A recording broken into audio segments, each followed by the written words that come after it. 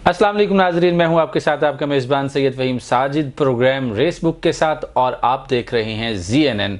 आज मेरे साथ हैं ज़हूर अहमद मुस्तफ़ी। जनाब ज़हूर साहब, कैसे मिजाज हैं? अल्हम्दुलिल्लाह, अल्लाह का शुक्र। तबीयत सेहत ठीक है? अल्हम्दुलिल्लाह, मैं भी ठीक हूँ।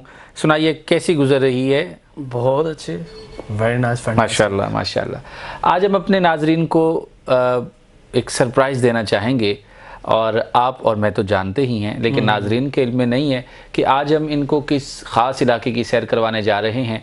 हम जा रहे हैं निकियाल की तरफ। जी बिल्कुल, निकियाल, और उसको फतेहपुर थकियाला भी कहा जाता है। अच्छा, क्योंकि निकियाल की सारी सैर आपके ज़िम्मे है, लिहाजा आप हमें बताएंगे, चूँकि आपकी जन्मभूमि है, आप वहीं से ताल्लुक़ रखते हैं।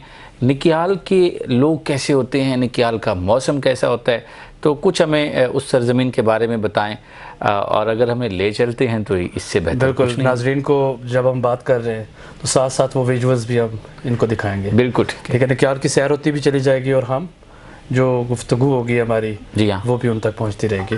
तो सबसे पहले हम निकियाल चलते हैं नाजरीन। जैसे अब आप देखेंगे कि हम ट्रैवल कर रहे हैं और बारिश का एक मौसम बना हुआ है। बिल्कुल, जब बारिश होती है वहाँ पे तो बड़ा एक हसीन नज़ारा भी होता है, ख़तरनाक भी होता है, लेकिन ये पहाड़ी रास्ता है, चूँकि रास्ता, हाँ, पहाड़ी सिलसिला है, समझे आप, ना ख़त्म होने वाला।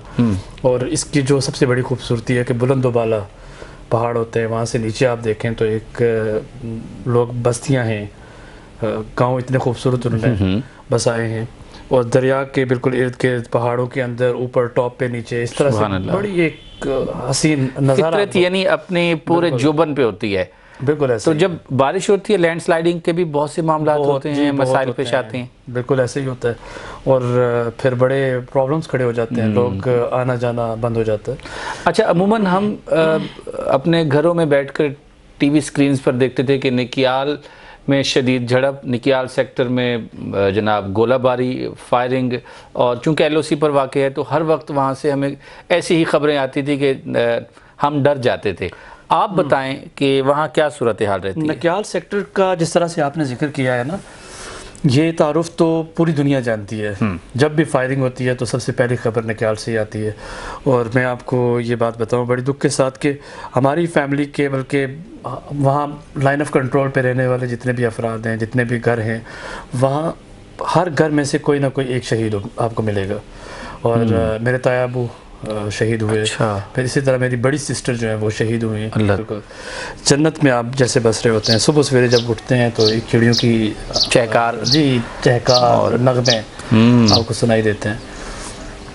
ये बड़ी चीज़ है वहाँ पे। वहाँ के लोग बहुत मेहनती हैं, बहुत खुददार, जफाकश और गयूर लोग।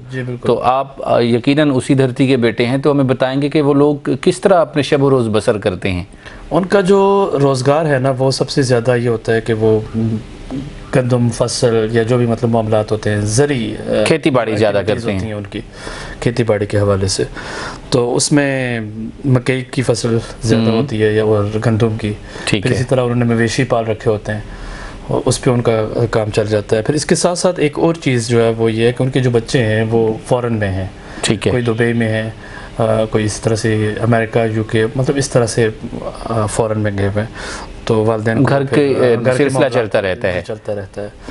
अब अगर हम देखें ना कि दो रुख हैं उसके, सियासत का एक जो बाब है उसका, सियासत की आपने बात की, तो ये तो आपने मौसम हमें बता दिए कि वहाँ हर वक्त खूबसूरत मौसम रहता है और लोग मेहनती हैं। तो सियासत की मौसमियात क्या रहती है उस छोटी सी वादी में, सियासत के हवाले से? न सिर्फ निकियाल बल्कि पूरे कश्मीर की अगर सूरत हाल को देखा जाए तो वो यकसा है। अच्छा। मतलब वो इस तरह से है कि कश्मीर में बरादरीज़म का जो एलिमेंट है वो नुमाया रहता है। ठीक है। पार्टीज़ का भी होता है, लेकिन वो बहुत कम है। मिसाल के तौर पे निकियाल सेक्टर की अगर बात करते हैं तो वहाँ पे सबसे जो लार्जेस्ट बरादरी है तादाद के लिहाज से जी, वो गुजर बरादरी है। उसके बाद जो सेकंड लार्जेस्ट वहाँ पे अफरादी कुव्वत जो है, हाँ, वो राजपूत हैं। और इस तरह से छोटी बड़ी फिर बरादरियाँ आगे। सही है। तो मतलब वहाँ की सियासत का दारोमदार गुजर बरादरी पर होता है। हाँ, वो जिस करवट बैठेगा, हाँ बिल्कुल, तो वो हो जाए तो उसी की फिर हुकूमत ठीक है। तो इस वक्त कौन से लोग वहाँ पर हुकूमत? 5-6 की बात कीजिए, लास्ट टाइम जब इससे पहले भी इलेक्शन हुए तो उसमें मैं बरदर अकबर अल्लामा महमूद अहमद तबस्सुम वो भी इलेक्शन में उतरे थे। इस तरह से सरदार सिकंदर हयात, हिजर हयात खान, जावेद बडानवी, और अब आज की जो बात की जाए रवां साल की, तो इसमें कुछ नई क़यादतें भी सामने आई हैं। मिसाल के तौर पर PTI वहाँ पहले मौजूद नहीं थी, जिस तरह PTI ने भी वहाँ गई है, और उसमें 2 उम्मीदवार नईम आरजू और आसिफ हनीफ केलवी साहब, हाँ, उनके इम्कानात बढ़ते चले जा रहे हैं। इनमें से अब ये चूज़ होना है कि किसको टिकट मिलना है। ज़्यादा जो बात की जा रही है वो आसिफ हनीफ केलवी की बात की जा रही है कि उनको टिकट मिल सकता है, लेकिन जितने का जहाँ तक ताल्लुक़ है वो उस पर हम तबसरा नहीं करेंगे। लेकिन एक सवाल यहाँ और बनता है कि कश्मीर की सियासत में ये एक ख़ित्ता जो है वो मोहब्बतों का ख़ित्ता है, तो सियासत तो एक ऐसा ख़ारदार मैदान है जिसमें कुछ रंजिशें भी हो जाती हैं, तो फिर वहाँ का कम्युनिटी सिस्टम डिस्टर्ब होता होगा आपके? बहुत ज़्यादा डिस्टर्ब होता रहा है पहले, लेकिन अब काफ़ी संजीदा हो गए लोग। अच्छा, यानी एजुकेट हो चुके हैं। हाँ, एजुकेट भी हो चुके हैं, और जो ख़ास तौर पे हमारे जो इलेक्शन लड़ने वाले लोग हैं उनके रवैयों को लोग काफ़ी समझ चुके हैं। उनके रवैयों को समझिए। और मैं एक शख्सियत मतलूब इनकलाबी साहब का नाम पूरी दुनिया में कश्मीर के हवाले से और हमारे भी दिलों में उनका नाम बसता है, मरहूम, उन्होंने भी ख़ासा वहाँ काम किया है आपके कश्मीर के ख़ित्ते में। उनके हवाले से आप कुछ कहना चाहेंगे? मतलूब इनकलाबी साहब तो जितनी भी सियासत के मैदान में लोग हैं उनको वो उस्ताद समझते हैं। अच्छा, उन्होंने वो रवायात कायम किए हैं कि जो कश्मीर में बहुत कम मिलती हैं। मिसाल के तौर पे वो बरादरीज़म के कायल नहीं थे, और ख़ास तौर पर वो एक टीचर के तौर पे सियासत के बाब को, मतलब लोगों को एजुकेट करते थे इसके ऊपर, और उनको इस बात से बड़ी नफ़रत होती थी, जैसे अक्सर आपको जुमले लिखे हुए मिलते हैं, और वो अपनी जितनी जहाँ भी स्पीच करते थे उसमें इसका जिक्र करते थे कि सियासी गुफ्तगू से परहेज़ करें, जैसे होटल के ऊपर लिखा होता है। मैं सियासत नहीं कर रहा हूँ, मैं सच बात कर रहा हूँ, ठीक है। वो कहते थे अगर ये चीज़ें इस तरह की हम अपनी गुफ्तगू में लेके आते हैं, इट मीन्स कि हम कोई बेहुदा बात कर रहे हैं। तो मैं सियासत को इबादत समझता हूँ, सच समझता हूँ, हक़ का रास्ता समझता हूँ, और यही हमारे जो आने वाली नस्लें हैं उनको इस हवाले से एजुकेट होना चाहिए कि सियासत जो है वो इबादत का दर्जा रखती है, और इसको यही समझ के करना चाहिए। यानी इनकलाबी साहब ने बरादरियों को भी एजुकेट किया, बरादरी, हाँ, पॉलिटिकल वर्कर्स को एजुकेट ही नहीं किया। तो वहाँ की सियासी जो एक फ़ज़ा होती है वो हर वक्त गर्म रहती है, अगरचे मौसम ठंडा होता है, मौसम ठंडा होता है, लेकिन जो सियासत का मैदान है वो हमेशा गर्मा गर्म रहता है, गर्मा गर्म, और उसकी जो इम्पोर्टेंस है वो हमेशा कायम रही है। अगर माजी में देखें तो वहाँ पर पहले बर्दाश्त नहीं थी, लोग आपस में लड़ते झगड़ते थे, इवन कि उनकी रिश्तेदारियाँ ख़त्म हो जाती थी। अच्छा, एक दूसरे के रास्ते बंद करना, ये सारे मामलात होते थे। लेकिन अब अगर देखा जाए तो काफ़ी बेहतरी फील हो रही है, और उसकी एक वजह जो मैं आपको बताना चाह रहा था वो ये थी कि जैसे अब एक जमात के लोग हैं, उनके वालिद साहब जो हैं वो मुस्लिम कॉन्फ्रेंस यानी दूसरी जमात का हिस्सा है, उनके जो बेटे हैं वो नून लीग का हिस्सा है, तो इससे कोई फ़र्क नहीं पड़ रहा अब। सही, तो यानी उनका सियासी विजन ब्रॉड हुआ है, और थोड़ा सा जहाँ मर्जी जाना चाहे। सही। तो इसी तरह तारिक सिकंदर हैं, वो अपना विजन रखते हैं, यानी सियासी बर्दाश्त का कल्चर बना है, आ गया है। ठीक है। अच्छा, सियासत से थोड़ा सा हम आते हैं फ़नून लतीफ़ा की तरफ।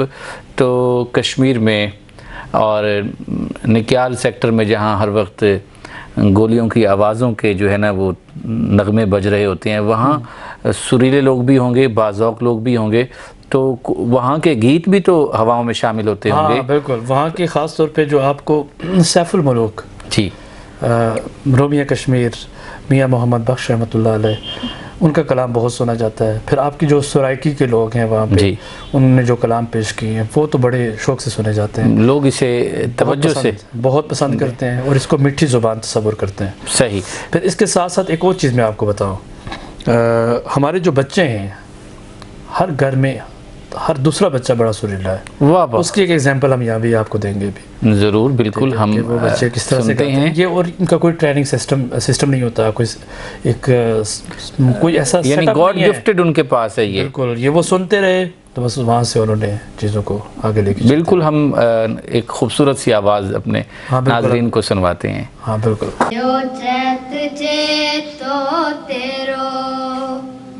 नहीं पुल्ली कसम तेरी बस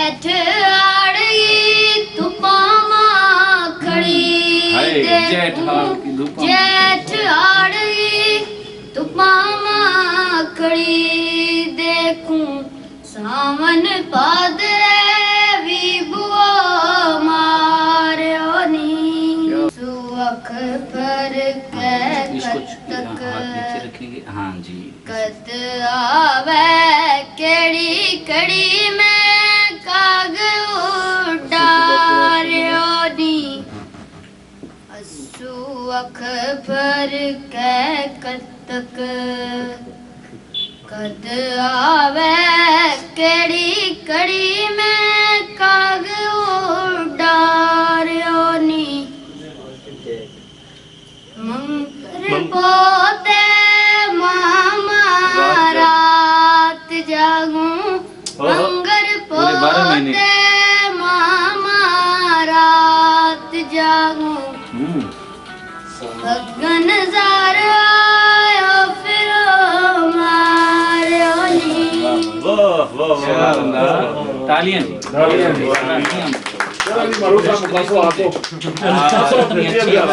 काग उड़ाऊं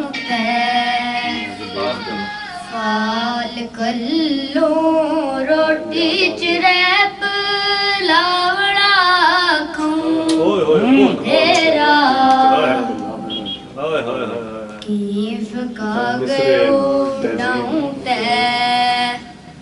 फाल कल्लो रोटी चिरैप लावड़ा खाऊं तेरा भर के अखया मकड़ी चढ़े सिरवर भर के अखया मकड़ी चढ़े सिर पर पीड़ा डूते पलंग बचाऊं तेरा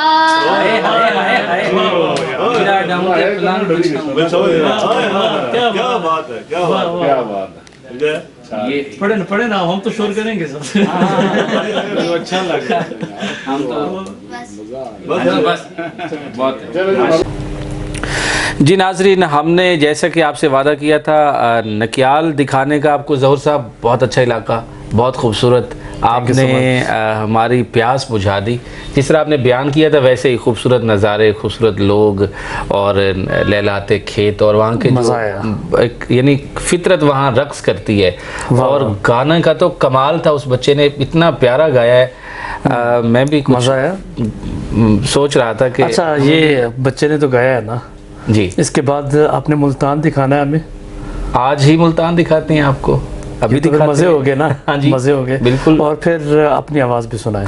बिल्कुल। हमने मुल्तान दिखाने से पहले नाजरीन को मुल्तानी बोली सराइकी ज़ुबान में आपको अरफाना कलाम सुनाते हैं। वाह वाह। और उसके बाद फिर हम मुल्तान के लिए रवाना हो जाते हैं। टाइम इस वादे के साथ एक और काम भी कर लेना। जी जी, कश्मीर में सैफुल मुलूक बड़ा सुना जाता है। जी हाँ, तो हमारी फरमाइश पूरी कर दें। तो पहले हम सैफुल मुलूक मियाँ मोहम्मद बख्श रहमतुल्लाह अलैह का कलाम। बेदर्दां दी यारी सजना, वाह वाह। जिवें दुकान लुहारा, क्या बात है। कपड़े पावे वाह वाह। कुंज कुंज बइये, चिणगा पैण हजारा,